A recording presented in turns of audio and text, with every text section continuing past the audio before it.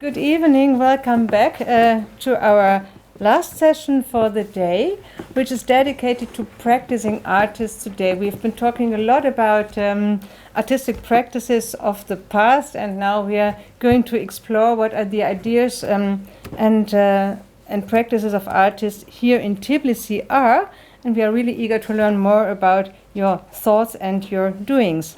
And we want better understand different stances of artists towards societal questions and the relations of arts and politics. Again, my heartfelt thanks go to Katarina Cilice, who figured out whom to invite for this panel. We both are looking very much forward to this part of the conference. Katarina is not only here for posing questions, but kind enough to help with translation too, if necessary. Now it is my great pleasure to welcome Anouk Beluga, who is already here, and Mari Khalabegashvili, who's there too, but she will join us on the floor later, both living and working in Tbilisi in different forms and different media, and they relate in different ways to socio-cultural issues and contexts. Both will be so kind to present shortly an overview of their work, so that all of us get an impression of their art. We ask both first to give this overview, then to focus on one or two pieces to understand their work in more depth. First questions to each artist will be posed by Katarina and me. In the final part, when we are all together back on the panel, the audience will have the opportunity to bring in their questions and remarks to both artists. Anouk is kind enough to start. She was trained at Tbilisi Academy, then works as illustrator, for example, of Arabic Nights and children's book. And Katarina, I had the pleasure to sneak in a bit. She painted murals for the National Library showing female writers. Now Anouk developed a new painterly practice that she herself called studying. But see yourself, Anouk will introduce us now to her work. Anouk, thank you so much for partaking, and the floor is yours. Thank you. Sorry, I forgot one remark. I just want to let you know that Anouk decided to make a statement instead of having too many questions, which doesn't mean that questions are not welcome. So Anouk now, please. Thank you. I studied in Tbilisi Academy of Arts and graduated bachelor degree of spatial design, which I didn't follow as a profession. And as soon as I finished, I did many other things.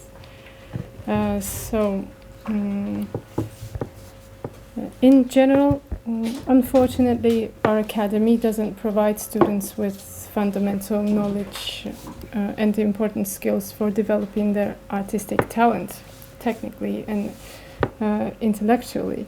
That's why most of the Georgian painters are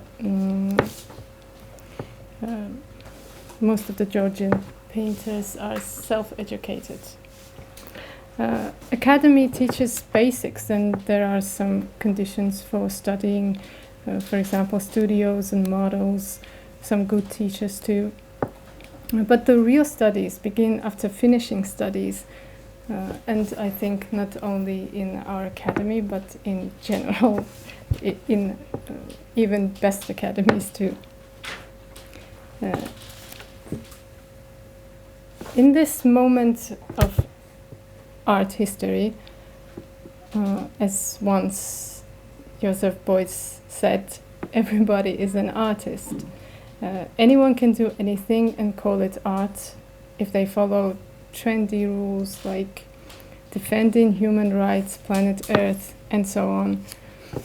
And it's getting more difficult to find new, exciting ways of expression. Artists searching for their own unique identity try various materials. Some of them want to save humanity from humans. Others, interested in ecology, make huge plastic shows. Many are confused and don't go with the flow, but they don't have intellectual support to dispel their confusion. It gets even harder when the art is considered political. That's mostly artists' reaction to the to bunch of latest events from the media or latest concepts from Western academia, translated into simple activist language. Art has been tamed as a circus animal. No disobedience, no spiritual struggles, no revolutionary ambitions, just a lawbreaker citizen's anxiety is left for us to get inspired. In Georgia, debate on art became more frequent after artists were restricted by the government censorship. The debate has also been going on about political art, and I think this so-called political art is neither political nor art. Fake political art like activism is just a pathetic reaction to the unpleasant side of the local and global order. So activists, artivists, are instructed to fight with it because it's obvious they can never win. To offer a real battle, first of all, one has to offer the best idea of the reality, but here all the confronting ideas are either the direct copy of the enemy's ideas or indirect. Although activism tries hard to make us believe the opposite, there is no politics without the ideology. So the artists who think they're not into any ideology, but they mix together whatever they like, and their creative reaction on ongoing events is only their own individual point of view, cannot bring art and politics together, which is not a big deal. An artist doesn't have to be aware of political issues. Artists are various kinds with various interests.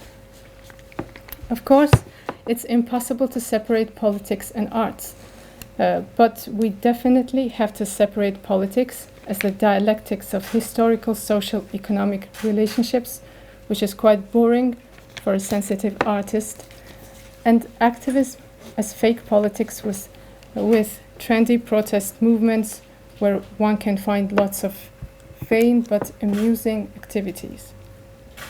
As a result of such separation, art will have the chance to become truly political.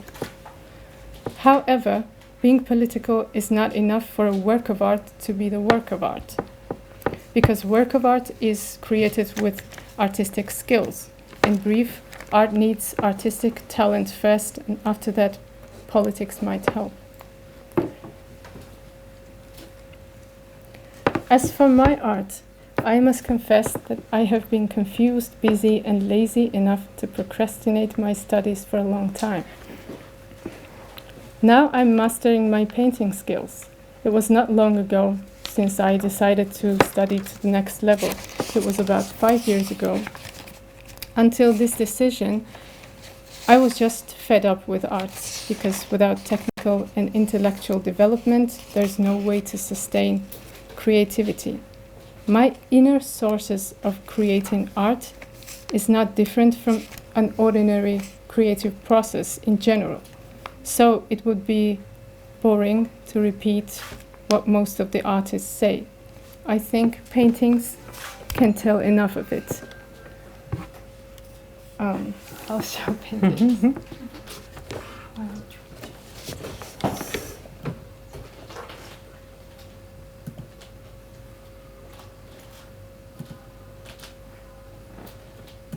Not so fast. Too fast. That's too fast. Okay.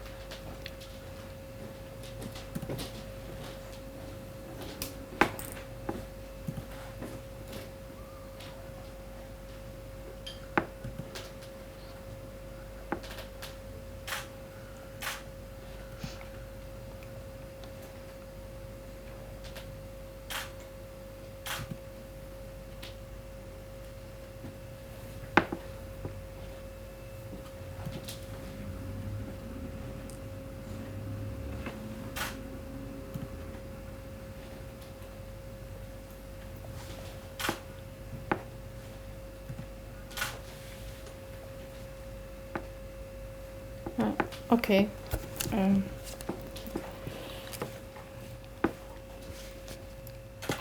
Now I have to talk about a few of my paintings. Forgive me if I don't follow proper art analysis, because my knowledge in art theories is not enough so far. First painting I chose is Prometheus, this one, which is one of the first canvases I painted since I decided to master all painting skills. So for me, this painting symbolizes the wheel of development and all the good and bad thoughts related to it. Enthusiasm, fear, sadness, joy, self-sacrifice, and so on. Mistakes in my paintings piss me off, but if I see the good side, it's quite promising. The second one will be the interesting book, which I painted this year for a group exhibition in London, Frieze Gallery. The exhibition was called Tbilisi Independent, and there were Georgian painters exhibited. Here I followed the skills I developed past few years, and it brought me to this result technically. My goal was not to dig deeply in concepts and spirits of reality, but when I see this painting, I feel there's something about ongoing wars which affect me lately. These insects are proxy forces joining circles of never-ending destruction cycle, and it's alarming. I think that's it. So thank you very much, Anouk, for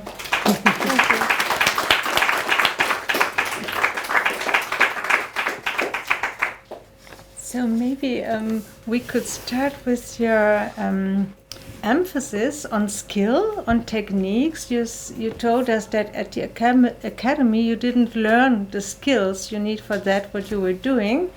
And when we talked in advance, you called yourself a painter.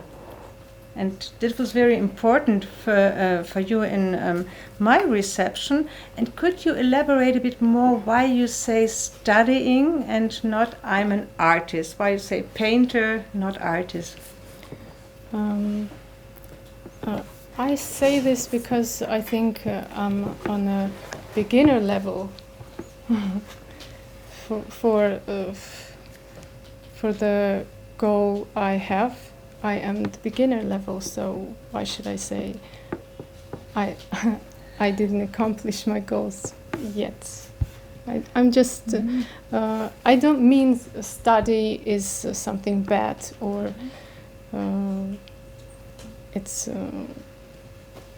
not necessary or it's not important. I call these paintings studies because studying is good.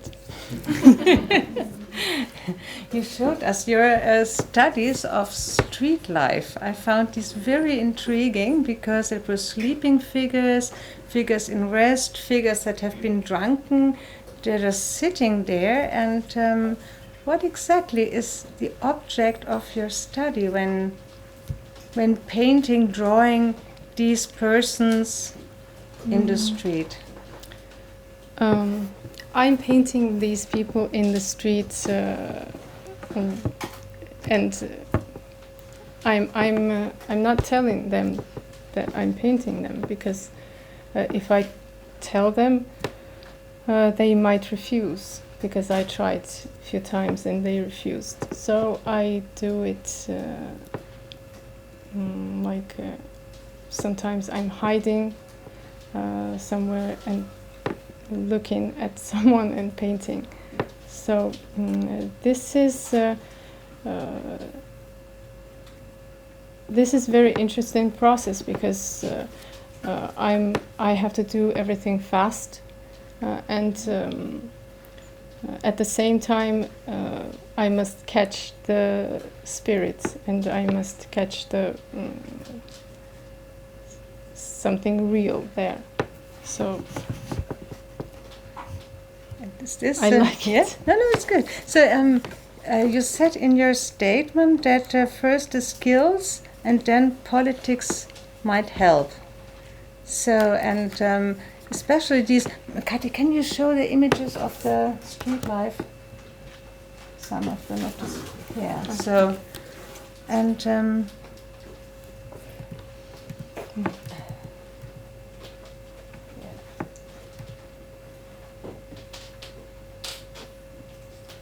I was very touched by these images when I saw them first, and I thought maybe this is another way of getting involved with the world outside, because inner images play a crucial role in your work, as I realized when you saw the interior painting. You elaborated on a bit with inner world, outer world, and the insects as we are moving over the threshold of the window. But here it's really, in my perspective, being in a very literal way in touch with the world by your painter's touch. You see these people, and this is a very, it's pastel, or is it pastel crayon? This is oil pastels. Oil pastels, huh? So they always this is Sangin. Yeah. So, and this is being touched by these figures in a way. These figures are in rest, are in their inner world, and you get in a way in touch with them, with transforming what you see and get into these drawings, paintings, maybe studies at. Drawings, yeah.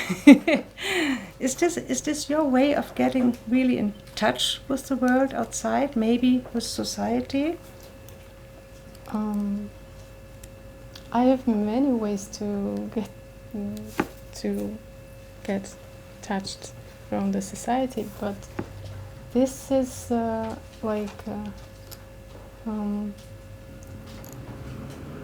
this is one of the ways I'm touched. Yeah, you elaborated on the reasons. Say they don't move, they don't realize that I'm taking their image, but these are the persons who are figured here are persons that are at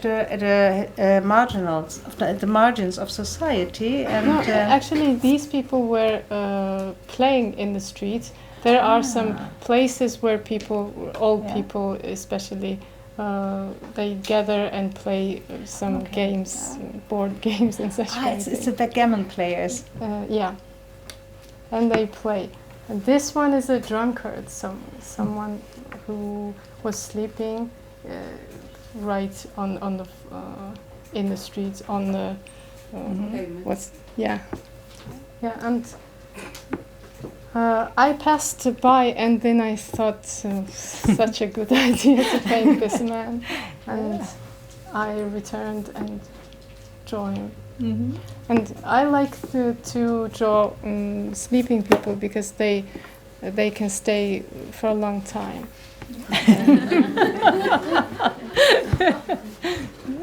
Anouk, if I also may ask. I know it's not a very good thing to paint someone without permission, and especially when someone's sleeping. But I don't care. It's better than taking pictures of them, because some photographs take pictures of people unwillingly. Yeah, Anouk, if I also may ask a question, since we're also talking about the life on the streets, I was also wondering about the economic aspects, also as an artist, working on producing art, and when we talked in advance, you also mentioned that you're mainly selling your paintings via Instagram, and maybe you could also tell us a little bit about the works with galleries or how it differs. Sometimes I work with galleries, but I don't want to be. I don't want to make a contract where I will be. Where they own me, like as a painter, because here most of the galleries make contracts that you have to work for them, and they give you some ideas what to do, and I didn't want such kind of things. So I prefer to be free, and sometimes work with galleries if there's a special occasion, don't know, exhibition or something like that. That's it. You have another question, Kadi?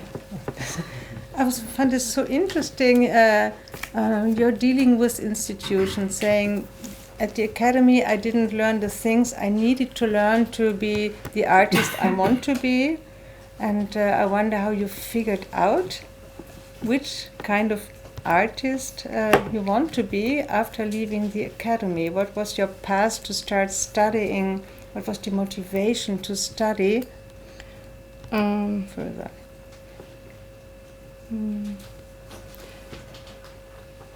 I'm not sure how to explain these things.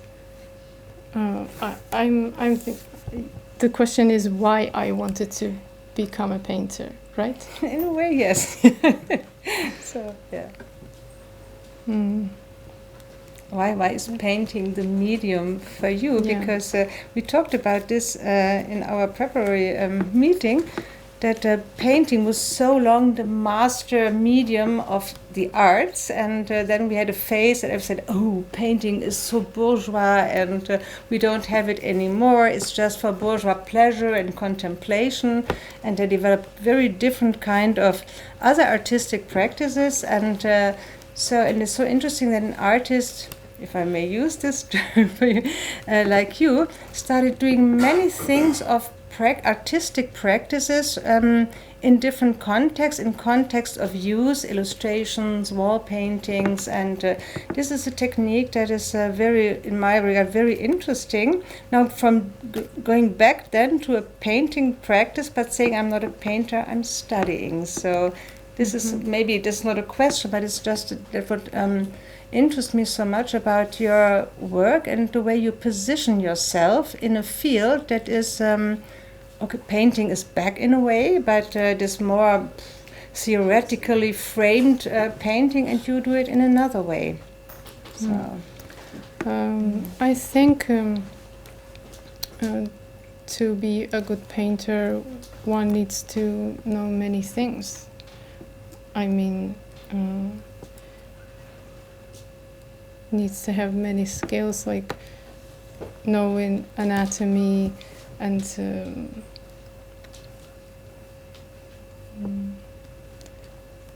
I don't know. yeah, it's fine. Very, very broad. That's true. Yeah. Thing, very broad profession. So.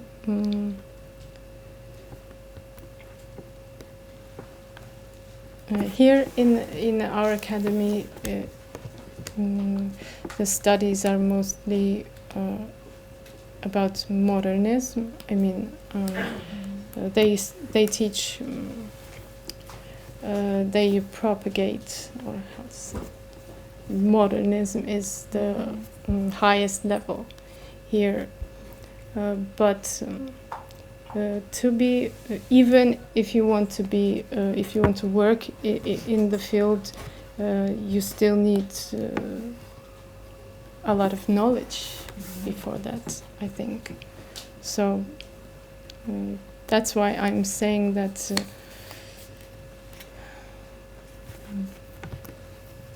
we don't get it in most of the academies, I think.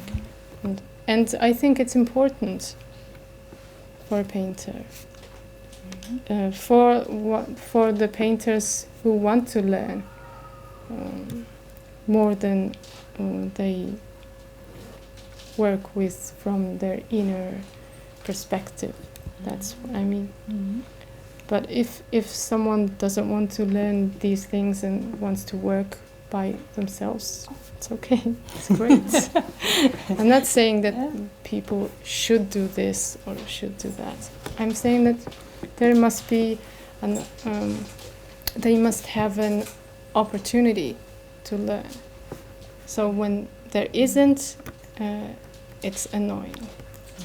Absolutely, yes. Maybe we can take a last look at the image with the reading figure oops.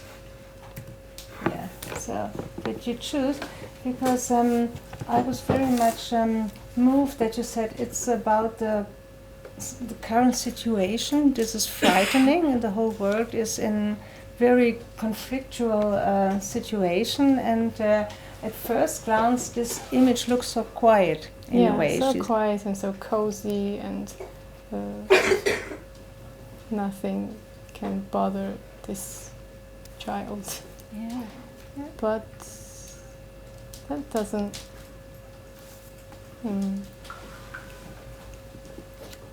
I'm not sure if it's true. Yeah. I don't know.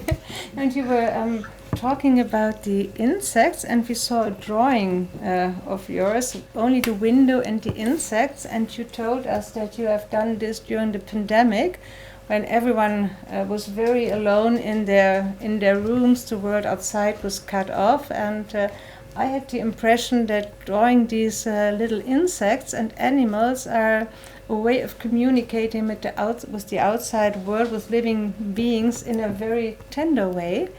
And here they appear more like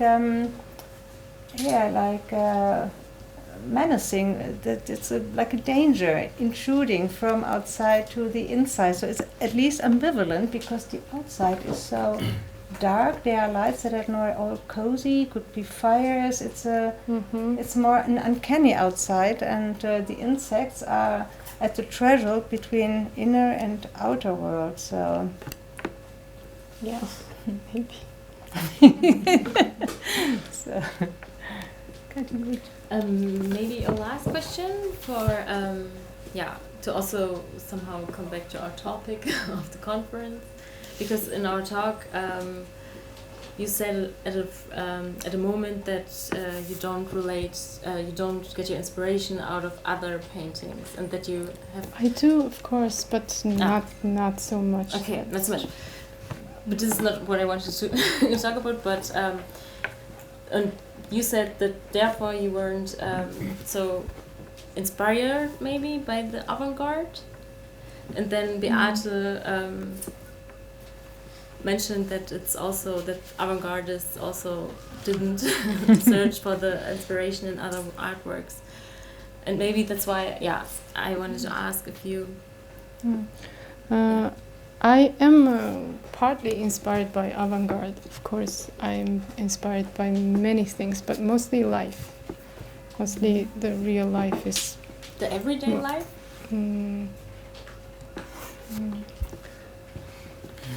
I don't know how to say, but I think in everyday life there is much more life than everyday life, and the opposite. In everyday life can be everyday life, and can be something more. That something more is inspiring for me. I think so. So I think this is a good closing remark for this part. Thank you so much, Anouk, to let us taken part in your work and your thoughts, at least a little sneak in. And so thank you. So now we welcome Mari, an artist being trained at Visual Arts, Architecture and Design School at the Free University of Tbilisi, and continued her studies in Germany, to my great pleasure, in Düsseldorf and Frankfurt. She has a background in cultural affairs too, and so her research-based practice is elaborating on organizational aspects and on the relations to the environment of her work. Mari, thank you so much for joining us. The floor is yours. Thank you. Thank you for the introduction and the lovely pre-talk for Anouk. We can make it a bit of a intimate environment. So whenever I speak, you could ask questions or feel free to stop me. We can have more of an interaction, right? When I was invited to this talk, the theme I was told is recalling avant-garde moments. And my focus today is to describe and kind of recall what was one specific moment that really inspired me as an artist. And I want to, like, instead of giving the overview of my works, I want to focus on one artwork and then show a bit of another work. But as an overview, I want to talk about a specific moment that happened in 1920s that really defined a certain aspect of how I work and what my practice is like in general. So in 1920s, there was this magazine called HOSO4. Maybe you've heard about it around the conferences. Yeah. But in this magazine, there's one particular manifesto that I found very interesting, and it's called Georgian Circus. And basically, it's written by filmmaker Nicola Shengelaya together with members of the collective. And it's a manifesto, and as collective members, they're trying to rework art practices and kind of redefine what art can be for the public, right? So the thing is, this particular collective was a bit of an underground and compared to like the main avant-garde moments that were happening in Tbilisi, and they were not. So I'm going to talk about from an artistic perspective, right? For me, they were a group of people that weren't really satisfied with what was happening around them. So they were looking for different systems and different definitions of how they could present their works and how to be true to themselves. So they formed this idea that was based on a platform of circus, but instead of understanding it as a circus, they just took the concept of the circus, because during those times in Tbilisi, circus practice was very, very popular. Like every district had its own like build-up tents, like chapiteau circuses. So it was a platform where everyday things could happen, and members of like higher society and lower society, if we may say so, gathered there together because all of them had children, right? So this was one of the few spots where the social levels was like not so different from each other, because they were all there to enjoy a show for their kids. So they took this idea of a circus and they tried to reimagine it on how they could make works that would touch everyday people just like the circus did. So they thought that we are a group of filmmakers, writers, poets, visual artists, and we can gather together to have this like system that can be brought down and built up again, because it's a moving circus platform, and we can go anywhere we want and do whatever we want. And that's the element that they gathered from this platform. And they also wrote that they would take inspiration from Georgian folkloric elements like horse riding or specific types of poetry that are very common in the region. And even sports could be part of it.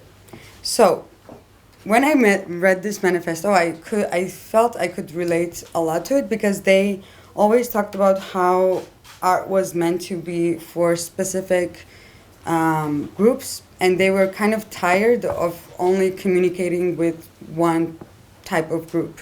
So, and they also raised some questions about the country and the region, and in a way, it's also very like, we can say that it's in a way is anti-colonial, because before then it was, the kingdom, the ruling of Russia, and afterwards, because this was written in 1924, and after 3 years, the Soviet Union came. So it was like this brief moment of 3 years where Georgia was free.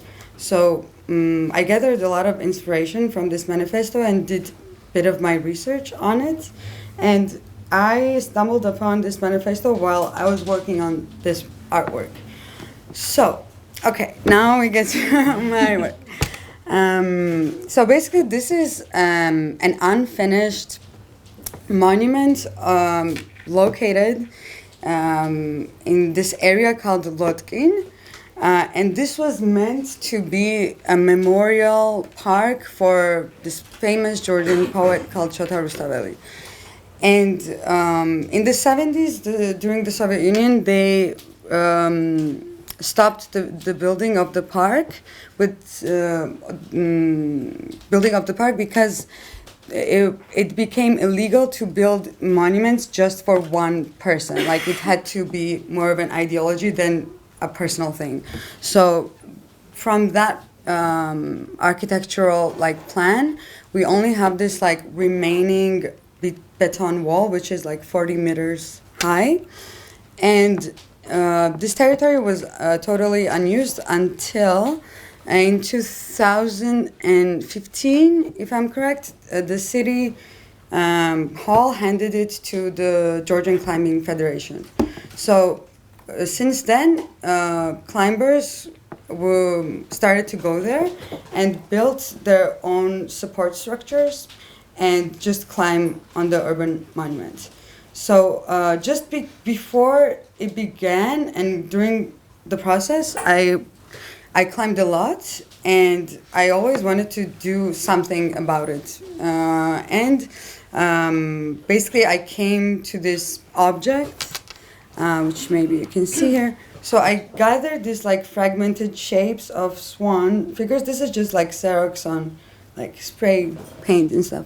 But basically I made climbing holds and I installed them on this monument and you would be able to go all the way up. And I did it with one guy from the Climbing Federation and he was great help and we kind of did it together.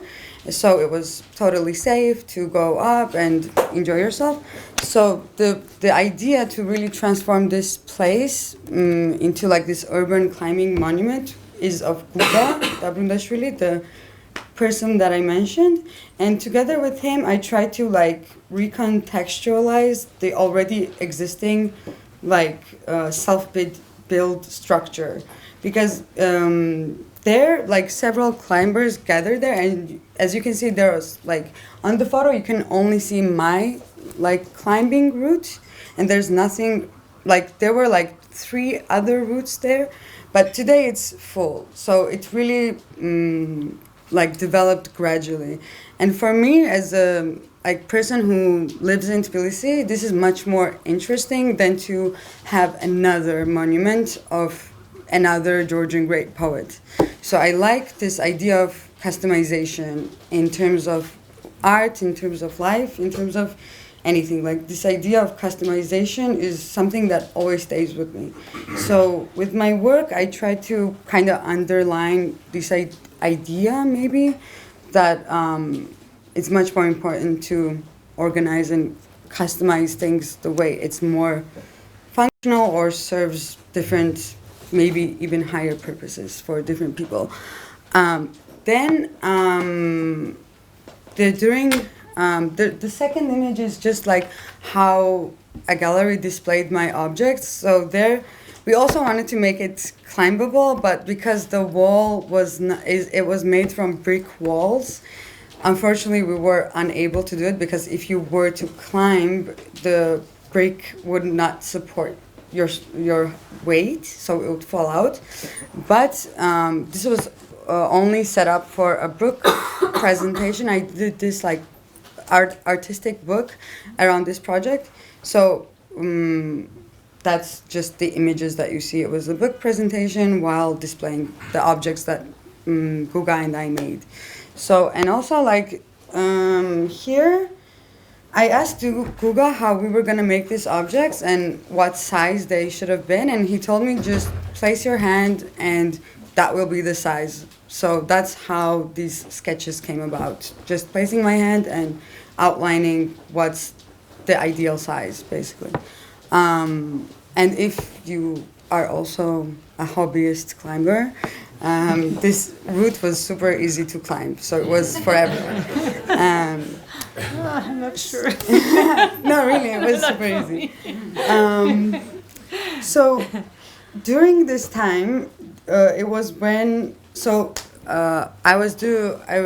happened in 2021, and in 2021 I was in my last year of studies, and I was about to do my second work around these specific themes, and the following work became my diploma project. But while I was doing this, I really knew what I wanted to do. Like, I could see it. I knew that these climbing holds were going to be there. Like, it served all the purposes that I personally had. But I had a bit of trouble to kind of see what it meant in the context of, let's say, historic context of art. So this, while I was working on this project, that's when I read the manifesto around the circus. So I had my like aha moment where all the elements that I just described, like involvement with the public, like being connected with everyday activities, and also taking the things that are already existing in the local society or region and connecting with different people that might not even be coming from the art world. Like, these elements were all the elements that originally artists were talking about 100 years ago, right? So when I read this manifesto, I could see that, like, I could totally relate to it. And before then, I haven't really read something from Georgian art history that was so cohesive and so oriented on artists. Like, we have a lot of maybe like art history scholars and, you know, like specific texts, mostly around film or different media, but this was the type of text that really in itself combined any kind of media and you know, like any kind of attitude, really. So that's why it was so inspiring for me. So when I was doing this, the manifesto in a way gave me a context and the local context, which was very important to me because, of course, I've read different manifestos from Western world, from the Eastern Hemisphere maybe, but this was something that I found locally, and for me it was like a bit of a, you know, like on an emotional level as well. It was a bit of a jam. So this was in 2021, and I can show you my other work that I did recently this year. So basically in a similar area, like in Tbilisi, there are a group of mostly guys that get together to drift. And they get their BMWs or different cars, whatever they have, and they go drifting around the city, mostly illegally, although we also have like official championships. And basically, during this time, I felt super disconnected from my hometown, and I was hanging around with a lot of my friends who are in like mostly skateboarding or graffiti scene, and we would go out, do different things together, sometimes party, and you know how it goes. But there wasn't really anything for me to do there other than enjoying myself, because I mean skateboarding is very defined, also graffiti is an art form of itself. But drifting, I found it particularly interesting because it had, for me, many layers that I thought I could work on. And it also expressed how I felt about the environment, kind of like going against the grain.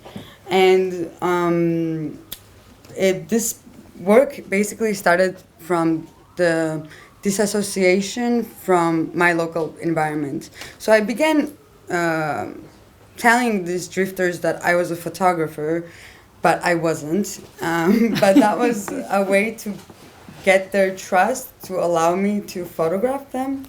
Before, like, I have not worked on any photographic project, but I would text them, hey, I'm a photographer, I want to take photos of you. And everyone would say yes. So that's great. That's maybe a trick that you can also use. So basically I started photographing them, and I would go around their spots, and there are some spots that are a bit secretive, but also it's very out and public anytime it rains. Because drifting is born in the rain, not to get the tires super destroyed. It does destroy your tires, but rain helps a bit, right? So I began hanging around these guys. There are a couple of women involved in the sport, but it's mostly men. So I began photo documenting them, but I began this process without really knowing what I was looking for.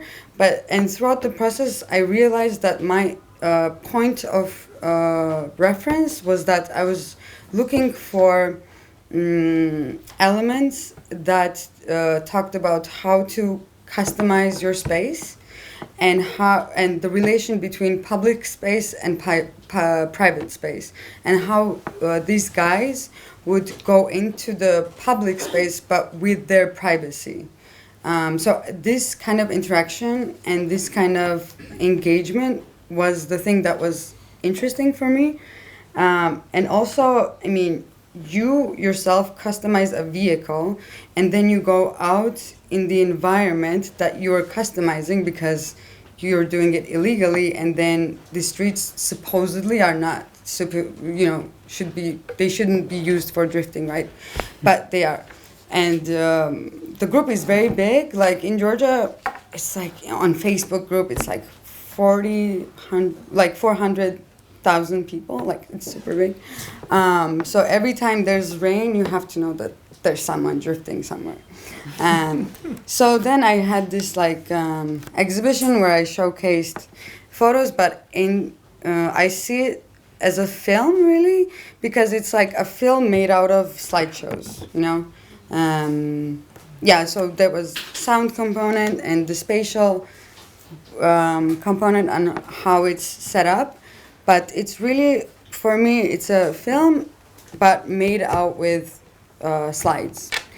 So I chose to show you these two of my works because they have a thing that is sport in common, and also the idea of customization. And those are the things that's like taking the things that are already existing and the things that already are natural for the environment that you are in, but talking about it from a perspective of art or art making, whatever it may be.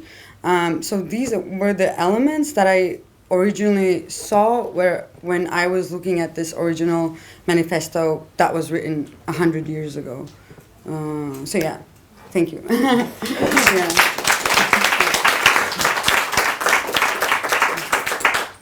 Thank you, Mari, for giving us such a vivid impression of your practice and directly relating us to our topic and the avant-garde in Tbilisi. I was wondering about drifting.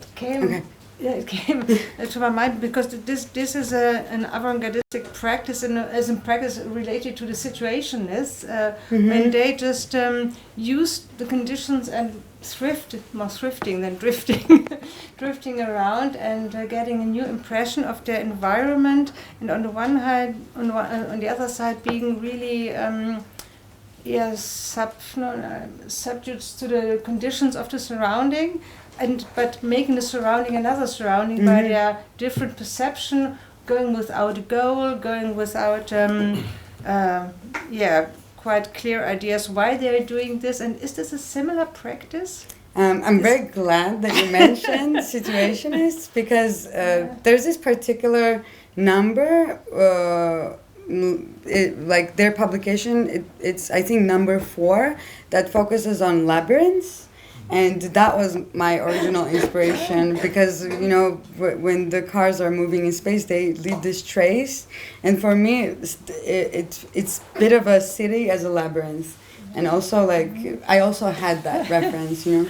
I see. Yeah. So that's the element that I saw there with situationists, and here, I mean, the guys don't really define themselves as artists, right? That's the difference between an art collective that goes by situationist, but these guys are doing it for different reasons. One of the reasons is escapism. Another reason is, being appealing to the opposite gender. Another reason is also most of the men really.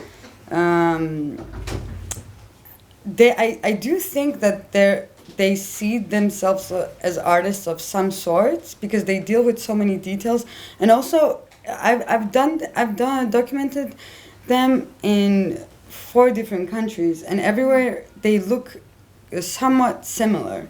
So there is a bit of a system, just like us who work in the art field, you know. So there are some codes that for them is very understandable, but maybe from an outsider perspective, you need a bit of a time to totally be able to unravel it. So, yeah. And I wonder why you present these images as a film made by slides, because there is a break, and this break is a pause in the drifting in a way. Is this a political move of yours, or maybe? Yeah. So why did you choose this form of presentation? I chose this form of presentation because, like, I don't know if you can really perceive the ratio, but it was really, I mean, the space was really big. So these canvases that we installed the projections on, they were like almost 5 meters actually. These are very big, so just as drifting interacts with space and just as it kind of disturbs it, my idea was to think of a display that disturbs the room. So that's why it's like built the way it is, to have like, it's in a way something big that couldn't fit into the space. You know, it's tilted. So that's the idea of like this slideshows being stuck there, kind of to disturb the space a bit. And I had like the division that you're talking about. It's purely the choice of what images I thought were speaking to each other while they were placed next to each other. And the political aspect is pre-making of the work, where I didn't feel like I belonged in the environment that was outside me. You know, like there are some urges that you get and some disassociation from things that are happening outside, and you just want to do something about it. So maybe this process would be the different elements, you know, of the political thoughts. Yes, because it's a double interruption. You interrupt the flow of the drift, and you interrupt the space of the viewer. So, and this is what I really like about this, having this rather rude technique of drifting on the one hand, and then exposing it in this way. But Kati, do you? Yeah. Yes, because I had a question about the gendered aspect that you mentioned, because as you said, it is to somehow oppose the other gender, or how do you say it? Like seem appealing, maybe. I mean, sometimes, not all the time, but yeah, you know. to the other gender, also maybe the same gender. But I was asking myself, maybe it is also a super masculine crowd, and as a female artist, is this also maybe a question of accessibility, or even? Right. Yeah, I understand the question. The thing is, I mean, I don't really like to define things as masculine or feminine, but sometimes you do need these terms to identify some problematics, right? I mean, if you are like in a certain situation, identifications help to reassess those situations. So in that way, we can use these definitions. mostly there are men there, and because of that, it is very masculine environment, but not in a way that you would think. They do have a certain sensibility in a way of presenting themselves in the car, because they focus a lot on aesthetics.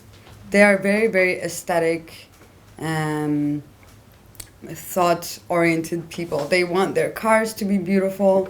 They want them to be dressed a certain way, right? So, in a way, that maybe can even be defined as feminine. Depends on what perspective you look at it from, right?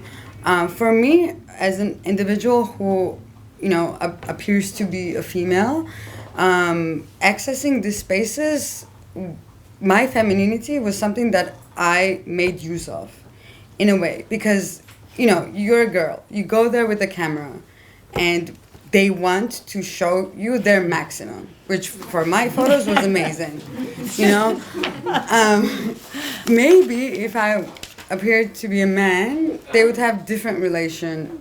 But, when I think instead of recognizing, I think you have to recognize the environment the way it is and then get something out of it. Whatever power you might have to it, whatever power you have to use for it. And for me, I certainly know what I did to sometimes get the certain shots that I wanted, and all of that. So it was also a personal process of being in this environment and using the skill set or the visual that I have to work on my work. I had this lovely conversation with a filmmaker who is in her middle ages. She is also a female filmmaker, and one time she told me that she loves that she's a female filmmaker because she feels that she can ask very, very personal questions to everyone in the group, male or female, and somehow they all open up to her because she's a middle-aged female, and she feels that whenever she's assisting male directors per se, they only are looking for a certain result and they miss the personal aspect of it.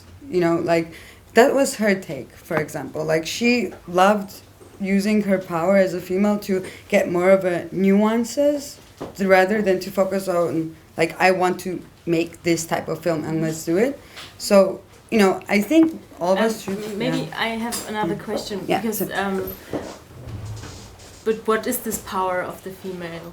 I mean, in her words, it was that she was looking for these nuances that maybe from a male perspective, they would just be there to do work, And with her, she felt that because she was a middle-aged female, others would open up to her more. What's her name? Her name is Maria. Yeah, she's not Georgian, but yeah, but for me personally, I don't know what would have been the reaction if I did anything differently. But I just know that I had my own perspective, and that this is what came out of it, basically. Yeah. Okay. Because maybe I thought I wouldn't define it maybe as power, because the reason why they open up is because of some other reasons, because they wouldn't do it with a male. So this means, I don't view power as something dominant. I mean, your power could also be that you're very, very, very vulnerable. That could also be a power. I don't mean power in its definition of being dominant or taking up the space. I mean power like that all of us find within ourselves to express how we are, and that could also be vulnerability. Yeah, which is not gendered, so... Yeah. I mean, for me, nothing is really gendered, but sometimes you can make bit of definitions, I would like to go back shortly to your reference to the Tbilisi avant-garde, the circus, and this leaving the institutional space on the one hand and doing things not directly related to artistic practices like climbing, and but then going back to the institutional space. Right. So, what is your relation to institutions? We heard from Anouk that it's a very complicated relation, and I mean, human relations are complicated as it is. We don't need to categorize them, I think. But for me, how I work is I work outside, and whenever I'm invited inside, which could be institutions or galleries, the inside spaces, I present things that happened outside.